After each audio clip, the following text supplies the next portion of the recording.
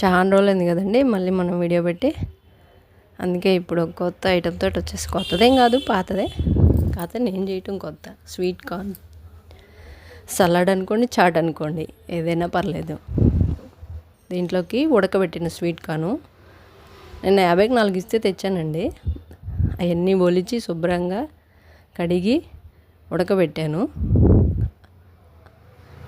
ఉడకబెట్టినాక అందులోకి కొంచెం ఉప్పు,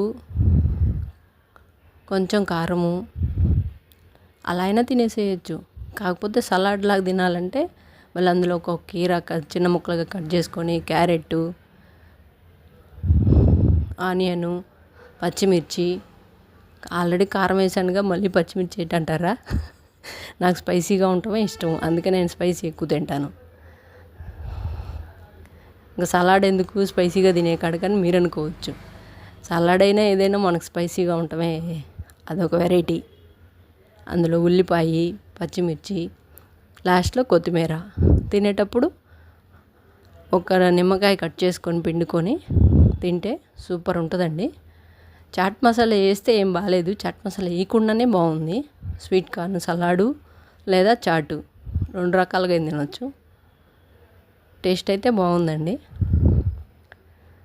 మీరు కూడా ఒకసారి ట్రై చేయండి. బట్ నాకు వాయిస్ చెప్పడం సరిగా రాదు, ఏమనుకోవద్దు. చిన్నగా నేర్చుకుంటాను. Please like and subscribe my channel. Thank you అండి. Thank you for all.